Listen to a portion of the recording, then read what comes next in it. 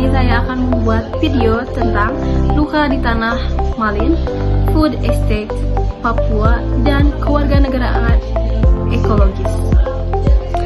Papua Selatan, wilayah adat suku Malin, sebuah bentang alam yang bukan sekedar lahan kosong, melainkan ruang hidup, identitas, dan spiritualitas bagi masyarakatnya.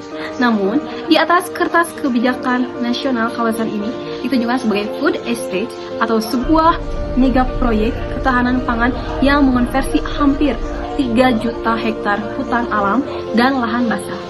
Ironisnya, di balik narasi besar tentang swasembada pangan, ada kenyataan yang sangat pahit yang tersembunyi, yaitu masyarakat adat sama sekali tidak dilibatkan dalam perencanaan kebijakan ini.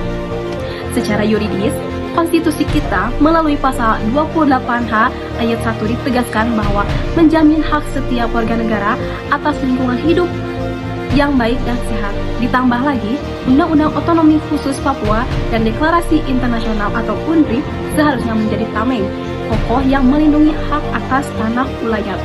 Namun, ketika proyek ini dilabeli sebagai proyek strategis nasional, instrumen hukum seperti Undang-Undang Cipta Kerja seringkali memotong kompas kajian AMDAL dan mengabaikan partisipasi publik. Di distrik Merauke, kita melihat benturan yang nyata. Pernyataannya, apakah hak negara atas ketahanan pangan boleh mengorbankan hak ekologis masyarakat adat? Berdasarkan prinsip dati override, kewajiban utama negara dan korporasi adalah melindungi, menjaga hutan, bukan memikirkan mereka. Mengubah 3 juta hektar hutan alam Papua menjadi lahan pertanian monokultur secara industri adalah sebuah kesalahan yang fatal. Langkah ini melepaskan bom waktu emisi karbon global ke atmosfer, yang membuktikan bahwa proyek ini tidak benar-benar berkelanjutan, melainkan hanya memindahkan kerusakan ekologis ke wilayah timur Indonesia.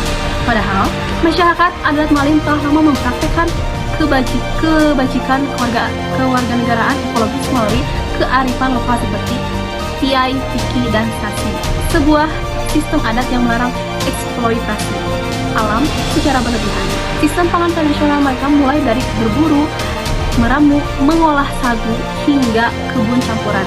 Terbukti mampu menjaga jejak ekologis tetap rendah sekaligus merawat keseimbangan ekosistem.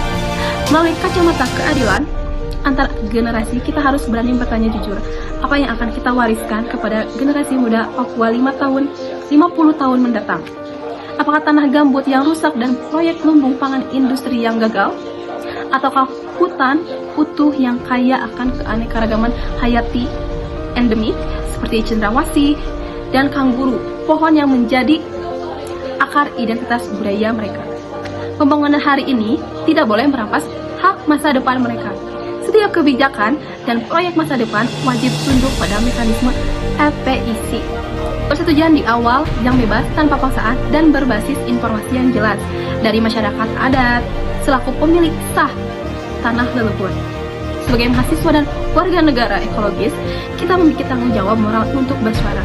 Kita harus memastikan bahwa Papua tidak mengulangi kegagalan ekologis dan sosial yang pernah terjadi di tempat lain. Melalui rencana aksi kewarganegaraan ekologis, kita bisa memulai langkah yang nyata, yaitu mendokumentasikan dampak lingkungan secara partisipatif, mengaungkan kampanye digital, melakukan pendampingan hukum, hingga mendorong kurikulum pendidikan lingkungan berbasis kearifan lokal bersama Walhi Papua Aman, komunitas lokal, dan jaringan global. Mari kita tegaskan bagi bersama, keadilan ekologis untuk Papua adalah keadilan untuk bumi kita. Jaga hutan Papua, selamatkan masa depan. Terima kasih.